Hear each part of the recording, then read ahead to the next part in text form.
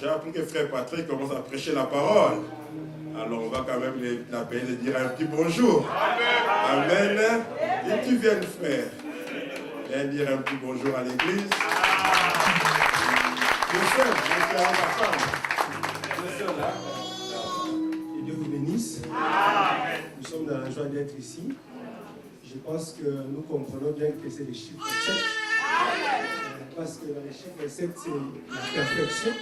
Parce que Frère Branham me dit que pas parfait signifie inachevé. Or, le chiffre 7 signifie l'achèvement.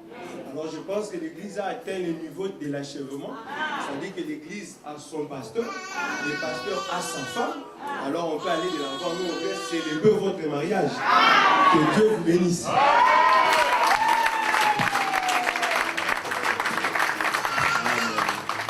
Alors, frère, bienvenue aussi n'est pas venu seul.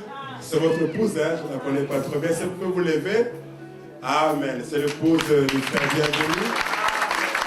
Alors, frère bienvenu, nous avons quelques minutes. Amen. Dire quelque chose à l'église quand vous représentez votre assemblée. Amen. Et moi, demain, je vais présenter aussi mon équipe. Mon équipe de choc. Amen. Ceux qui font que nous puissions persévérer, nos sœurs et nos frères. Sœur Rachel, que Dieu te bénisse. Toi, Taïba, c'est l'ami de ma femme. Amen. Come on, brother. C'est aussi notre interprète, frère bienvenu. Comme ça, moi, je vais me reposer. Il va interpréter le frère Ben. Le frère Ben Norod. Et lui-même, frère Ben, va introduce his wife. Frère Ben n'est pas venu seul non plus. Amen.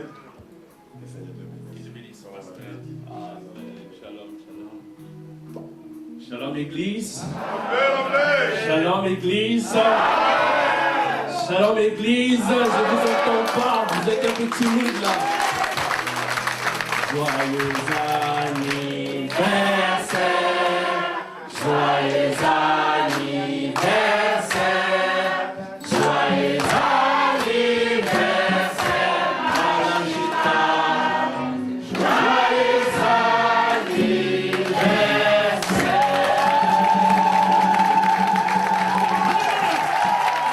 Bravo Seigneur. Joyeux anniversaire. Joyeux anniversaire.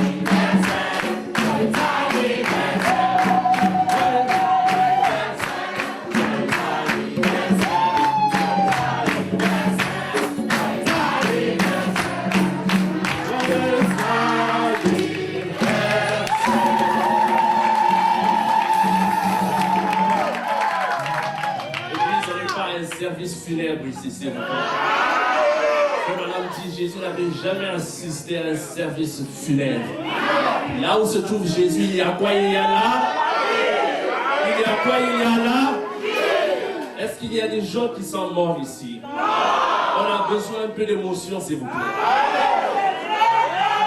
Frère dit, l'enfant qui crie beaucoup, c'est l'enfant qui reçoit plus d'attention. Alléluia! Gloire au Seigneur! Je salue le pasteur Plénière au nom de LCA, l'Assemblée locale chrétienne, au nom de notre cher et précieux pasteur Peter Chandler et de tous les bien-aimés. J'aimerais vous saluer très sincèrement. Je sais que le pasteur a tout expliqué, pasteur Barren Hilaire. C'était son ardent désir d'être ici, d'assister à cette célébration. Il a tout fait. Mais vous savez, nous sommes dans une période des vacances. Il y a plusieurs choses, plusieurs activités qui se passent. Il n'a pas pu être ici. Et par sa grâce, par la grâce du Seigneur, nous sommes ici pour le représenter. Amen. Église, vous tournez 7 ans maintenant. Et c'est un chiffre capital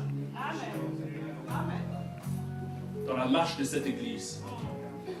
La dernière fois que nous sommes venus ici, l'église n'était pas... Enfin, l'église était en pleine rénovation. Je me souviens, c'était lors de l'anniversaire du mariage de notre bien-aimé frère Emmanuel.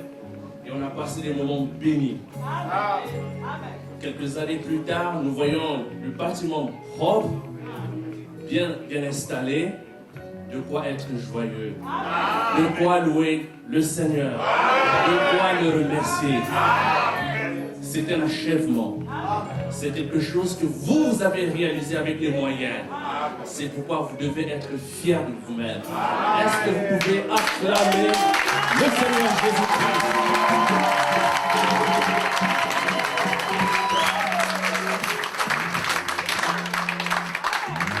Je sais que le pasteur Péniel est un homme très occupé. La dernière fois, c'était une visite éclair à Londres. Mais rien que la salutation nous avait énormément bénis. C'était dans l'ordre, mais alors une grande bénédiction pour nous. Et depuis lors, nous l'attendons et je sais que par la grâce du Seigneur, nous le verrons très bientôt. Amen. Ma salutation Église, c'est simplement pour vous annoncer que nous avons reçu un évangile surnaturel. Amen. Notre évangile n'est pas un évangile historique. Notre Dieu n'est pas un Dieu historique. Ce message, ce doux message, n'est pas un message que nous devons saboter comme les gens sont en train de le saboter aujourd'hui. Dieu lui-même est descendu. C'est saisi de cet homme, William Marion Branham. Je dis toujours aux jeunes, servez-vous de ce message. Jeunes, servez-vous de ce message pour réaliser votre potentiel. Ce message peut être un acquis, quelque chose que vous pouvez utiliser dans votre marche et réaliser vos ambitions, quelles qu'elles soient. Amen. C'est un précieux message. Il y a la vie dans ce message. Il y a la délivrance dans ce message. Il y a le salut dans ce message. Il y a la joie dans le message. Il y a la restauration dans ce message. Il y a la force dans ce message. Et je le prends encore, il y a la guérison dans ce message. Il y a la guérison dans ce message. Nous l'avons expérimenté. Jésus-Christ a prouvé qu'il est le même hier, aujourd'hui et éternellement. Il est Hébreux 13:8. À quoi nous servira le Dieu d'histoire s'il n'est pas le Dieu au temps présent? À quoi nous servira-t-il un Dieu historique si cette même histoire ne se répète pas aujourd'hui? À quoi te servira-t-il ce Dieu-là, mon frère, ma soeur? Il est Hébreux 13. Il est Hébreux 13:8. Le même hier, aujourd'hui et éternellement. Et je sais que nous sommes limités par le temps. Parce qu'il y a 2 semaines, j'étais en train d'apporter une pensée à l'église sur un homme appelé Pierre qui montait au temple à l'heure de la prière. Appelé qui? Pierre. Accompagné de qui? De Jean. À la porte d'entrée, il y avait un homme boiteux, infligé dans le sein de sa mère par l'ennemi. Son expectative ce jour-là était limitée. Il n'était pas, en d'autres termes, dans l'expectative selon ce qu'il dit frère. Parce qu'il avait déjà vu Pierre, il avait déjà vu Jean passer par là, y compris le Seigneur Jésus bien avant. C'était des hommes qui revenaient de la Pentecôte. Cette fois-ci, leur visage rayonnait. Ils avaient quelque chose de différent. Frère Madame dit, si cette fois-ci, cet homme n'avait pas aussi quelque peu son expectative, il allait rater ce qui allait suivre. C'est comme lorsque nous venons à l'église, votre expectative doit toujours être haute, élevée, quel que soit celui qui se tient derrière la chair. Et pendant cette convention, nous nous attendons à de merveilleuses choses. Pendant cette convention, nous nous attendons à la manifestation du surnaturel. Pendant cette convention, nous allons élever notre expectative. Et nous savons que le Saint-Esprit, la colonne de feu, est dans le voisinage. Et il va te toucher, mon frère. Il va te toucher, ma soeur. Frère, madame, dit ce jour-là, cet homme s'est dit, tiens, je ne peux pas rater cette occasion. Qu'est-ce qu'il a fait? Il tend sa main à Pierre. Pierre dit, il venait de sortir de la Pentecôte. Il avait prêché. 3000 étaient sauvés. les actes du Saint-Esprit. Mais il dit, cette fois-ci, je ne peux plus rater cette occasion. Il tend la main. Mais Pierre, un pécheur qui ne savait même pas signer son nom, n'avait ni or, ni argent. Mais Pierre dit, mais ce que j'ai, au nom de Jésus, lève-toi et marche. Les chevilles qui étaient faibles ont repris fort. Et cet homme s'est levé. Au nom de qui? Au nom de qui? Alléluia. Frère Madame dit, Pierre avait prêché l'évangile le jour de la Pentecôte. 3000 étaient sauvés. Mais Satan n'était pas troublé. Il dit, Satan était calme. Il était calme. Qu'est-ce qu'ils font? Ils prêchent. Laisse-les prêcher. Ils ne dérangent pas mon royaume. Mais dès que le surnaturel s'était manifesté, il dit, je ne peux pas permettre cette chose. Parce qu'il dit, Frère Madame dit, le diable n'aime jamais voir Dieu manifester sa puissance. Il croit qu'il est prédominant, que c'est lui qui a la force, que c'est lui qui a la puissance, et il veut dominer. Mais cette fois-là, alléluia, son royaume était secoué, pasteur.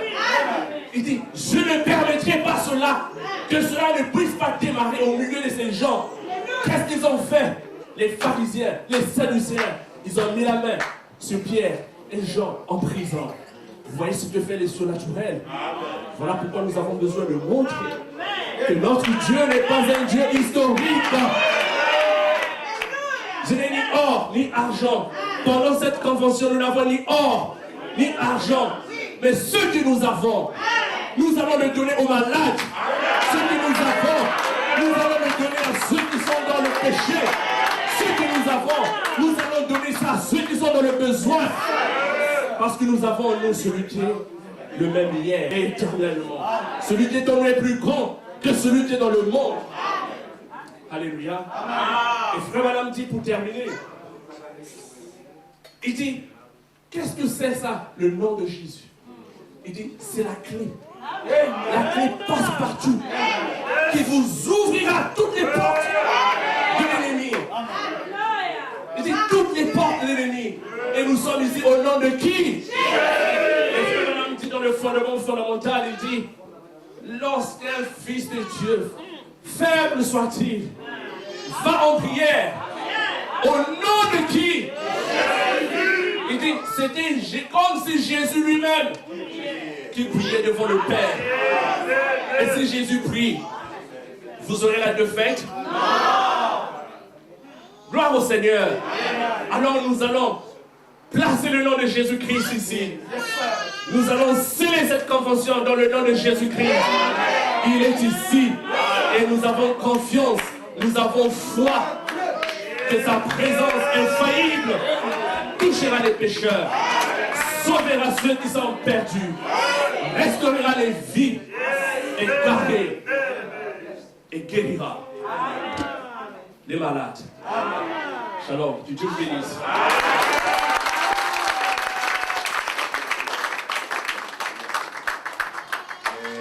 Que Dieu soit béni.